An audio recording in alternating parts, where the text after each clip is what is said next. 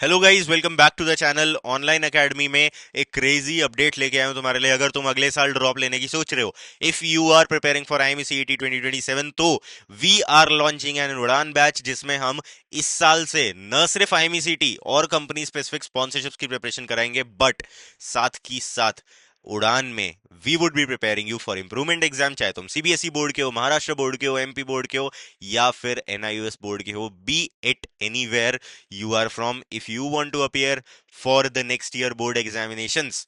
ठीक है, अब भले ही तुम्हें इंप्रूवमेंट देना हो, चाहे तुम अपियरिंग स्टूडेंट हो, कुछ भी हो, we have launched an Udaan batch, जिसमें कि we would be giving you every guidance regarding boards, IMCT and company specific preparation. कैसे ज्वाइन करना है, डिस्क्रिप्शन में फॉर्म पड़ा है, जाओ ज्वाइन करो।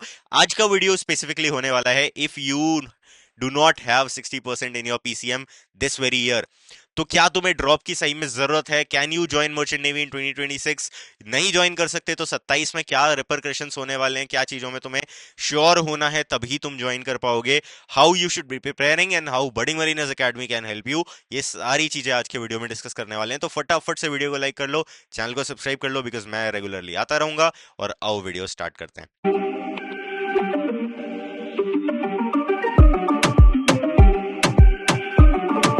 देखो भाई, बात ऐसी है बात ऐसी है, अगर तुम्हारे 60 पीसीएम नहीं आए हैं, सर मेरे पीसीएम में 60 से कम है, क्या मुझे ड्रॉप लेना चाहिए? ये सवाल है जो हर बच्चे का चल रहा है।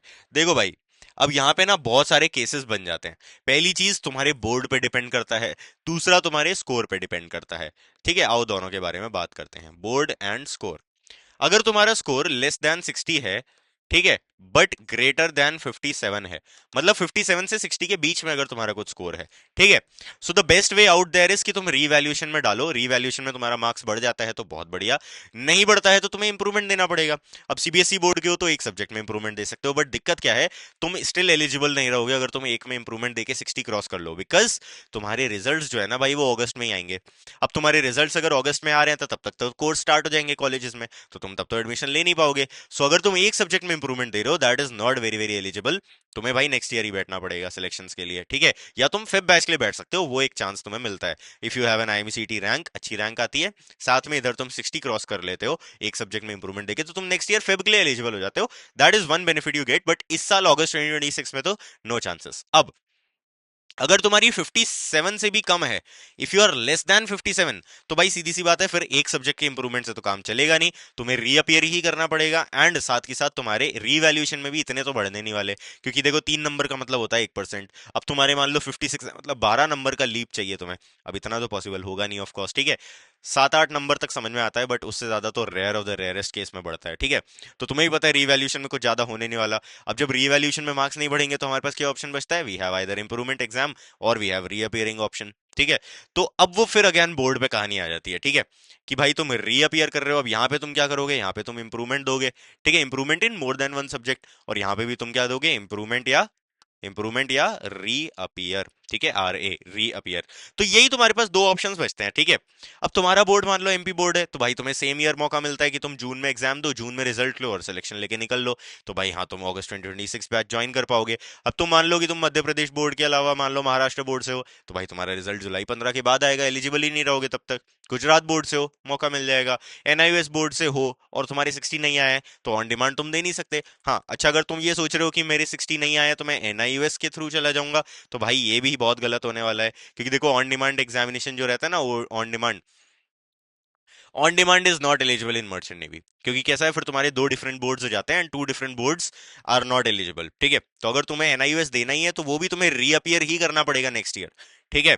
तो एनआईयूएस भी वैसा सिस्टम नहीं है कि बस तुम ऑन डिमांड एग्जामिनेशन दो और सिलेक्शन लेके निकल जाओ। ऐसा नहीं होता, तुम्हें नेक्स्ट ईयर दोबारा पांचों सब्जेक्ट में एनआईयूएस से देना पड़ेगा, तभी तुम एलिजिबल रहोगे। ओके, ऑन डिमांड में तुम पार्शियल इंप्रूवमेंट देके नहीं सिलेक्ट हो सकते हो। समझ में आया ये बात? होप सो समझ में आया होगा। तो इस पूरी बात का निष्कर्ष क्या निकलता है? देखो, अगर तुम्हारा बोर्ड और तुम्हारा स्कोर एक डिसेंट सिक्योरिंग बना रहा है इसी साल के लिए, तो तुम एलिजिबल हो इस साल ज्वाइन करने के लिए। बट एल्सवेयर तुम्हें नेक्स्ट ईयर ही बैठना पड़ेगा, ठीक है। तुम इस साल के लिए एलिजिबल तो नहीं रहोगे। हाँ, अब वो फेब बैच के लिए बैठोगे या 27 में अगस्त के लिए, वो एक सेपरेट बात है, बट सिलेक्शन तो 27 में ही मिलेगा, ठीक है। तो इस सवाल का जवाब तो तुम्हें मिल गया, that depends on your current status, ठीक है। अब भाई, अब तुम ऑनलाइन एकेडमी को कैसे यूज कर सकते हो, देखो। अब अगर तुम्हारी आईएमईसीटी में रैंक आ जाती है, ठीक है, एंड तुम्हें श्योर है कि भाई मेरी पीसीएम में एक सब्जेक्ट में देके इंप्रूव करके 60 को क्रॉस करा दूंगा, तो the best thing that you have at online academy is sponsorship batch. कि भाई स्पॉन्सरशिप बैच लो, 6 महीने बस अपनी स्पॉन्सरशिप की प्रैक्टिस करो, क्योंकि आईएमसीटी में रैंक आ गई है, पीसीएम 60 आ गई है। स्पॉन्सरशिप की प्रैक्टिस करो 6 महीना, बढ़िया स्पॉन्सरशिप के इंटरव्यूज की दो प्रैक्टिस करो बढ़िया से, इंटरव्यूज में एक नंबर हो जाओगे, फेब बैच में सिलेक्शन लेके निकल जाओगे, ठीक है। सिनर्जी भी मिलेगा तुम्हें फेब बैच में, तुम्हें। मर्चेंट नेवी के एस्पिरेंट और ज्वाइन करना चाहते हो, सेल्फ स्टडी से करना है, तो आईएमसीटी 200 बेस्ट है तुम्हारे लिए। नीचे लिंक दिया है, फटाफट खरीद लो। लेकिन अगर चाहते हो कोचिंग से 1% से 75% सिलेक्शन रेट हो जाए, बडिंग मरीनर्स की कोचिंग A1 है। नीचे लिंक दिया है गूगल फॉर्म का, उसको भरो एंड 1-on-1 गाइडेंस मिलेगी फ्री ऑफ कॉस्ट। एमएससी भी मिलेगा तुम्हें, वी शिप्स भी मिलेगा, ठीक है, तुम्हें फ्लीट मिलेगा, एंग्लो ईस्टर्न मिलेगा, so you have good good options, ठीक है। 60% पे एंग्लो ईस्टर्न नहीं मिलेगा, फ्लीट नहीं मिलेगा, बट हाँ, बाकी सारे भी काफी ऑप्शन है, ग्रेट ईस्टर्न है जैसे, ठीक है। So you have options. अब अगर तुमने स्पॉन्सरशिप की अच्छे से प्रिपरेशन कर ली तो तुम फेब में निकल जाओगे। नहीं कर पाते हो तो भाई, अगर तुम्हारा फेब में सिलेक्शन नहीं होता है तो फिर तुम दोबारा दूसरा बैच ज्वाइन कर लेना स्पॉन्सरशिप के बाद, आईएमसीटी वाला, और अगले साल आईएमसीटी निकाल लेना। अदरवाइज तुम्हें कंप्लीट बैच ले सकते हो, उड़ान बैच, जिसमें हम क्या करेंगे भाई, जिसमें हम तुम्हारी आईएमसीटी तो कराएंगे ही, तुम्हारी बोर्ड की प्रिपरेशन भी कराएंगे, क्योंकि तुम अगले साल बोर्ड देने वाले हो, साथ ही साथ हम तुम्हारा आईएमईसीटी का प्रिपरेशन और स्पॉन्सरशिप का प्रिपरेशन भी कराएंगे। So you have a complete package, boards का प्रिपरेशन भी हो गया, पेपर लिखने की प्रैक्टिस भी हो गई, आईएमईसीटी में भी मचा देंगे, कंपनी स्पेसिफिक भी मचा देंगे। So that is a complete package that you get at online academy, अगर तुम उड़ान बैच लेते हो तो, ठीक है। सो ये मैंने कंप्लीट प्रोसीजर बता दिया। अब तुम बोलोगे कि सर मैं तो सेल्फ स्टडी करने वाला था, मैं तो सेल्फ स्टडी से निकाल लूंगा, तो यार देखो, ऑनेस्ट ओपिनियन बता रहा हूँ, बर्बाद मत करो अपना साल, ठीक है। मुझे भी पता है, तुम्हें भी पता है, नहीं हो पाता है सेल्फ स्टडी से, ठीक है।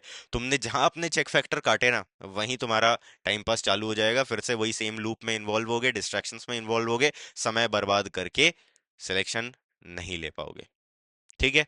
अगर टाइम दे रहे हो, थोड़ा पैसा लगा के सिलेक्शन सिक्योर कर सकते हो, तो बेस्ट वे है, डिस्क्रिप्शन में फॉर्म पड़ा है, जाके भर दो, गाइडेंस मिलेगी क्या करना है कैसे करना है, और ज्वाइन कर लेना एकेडमी। क्योंकि अगर तुम्हारे मन में अभी भी ये है कि भाई सेल्फ स्टडी करके कर लोगे, हो सकता है कर लो, बट एक चीज याद रखना, उसका रियलिटी रेशियो ना 100 में से 1 ही होता है, ठीक है। 100 में से 1 ही बच्चा होता है जो खुद में इतना मोटिवेटेड और इतना ज्यादा डिसिप्लिन्ड होता है ना, कि उसे पता है कि मेरा आज का दिन कैसा जाना चाहिए, कितना बर्बाद करना है, कितना नहीं करना है, ठीक है। तो वही सिंपल सी बात है, ऐसी गलती दोबारा मत करना, ड्रॉप ईयर है। ऐसे भी बच्चे देखे हैं जो ड्रॉप ईयर लेके बर्बाद करके फिर सेलेक्ट नहीं हो पाते, फिर ड्रॉप लेते हैं, ऑफलाइन एकेडमी आते हैं या ऑनलाइन एकेडमी ज्वाइन करते हैं। तो हम उस लूप में ना फंसे। अगर सोच लिया है मर्चेंट नेवी का और एक साल ड्रॉप लेने का भी सोच लिया है, तो भाई करके निकले, ठीक है। That will be it for the video. Hope so तुम्हें कुछ समझ में आया होगा, एग्जैक्ट आइडिया मिला होगा कि क्या एलिजिबिलिटी है क्या नहीं है, क्या तुम्हारे फ्यूचर स्कोप्स रहते हैं 26 के भी 27 के भी। This will be it for the video. Hope so तुम अगले साल अच्छा करके बैठो, ठीक है, सही एकेडमी चूज करके, सही गाइडेंस चूज करके, क्रेजी प्रिपरेशन करके सेलेक्ट होके निकलो। हाँ, ऑनलाइन या ऑफलाइन किसी भी एकेडमी में आते हो, सिलेक्शन काफी ज्यादा गारंटीड है, बिकॉज ऑनलाइन एकेडमी में भी तुम्हें बढ़िया गाइडेंस मिलेगी और ऑफलाइन एकेडमी में भी बढ़िया गाइडेंस मिलेगी। ऑफलाइन में मैं 100% सिलेक्शन क्लेम करता हूं, क्योंकि भाई सामने बैठोगे तो मैं ज्यादा मदद करा पाऊंगा, सीधी सी बात है। That will be it for the video. All the very best, मिलते हैं दोबारा से किसी और सेशन में।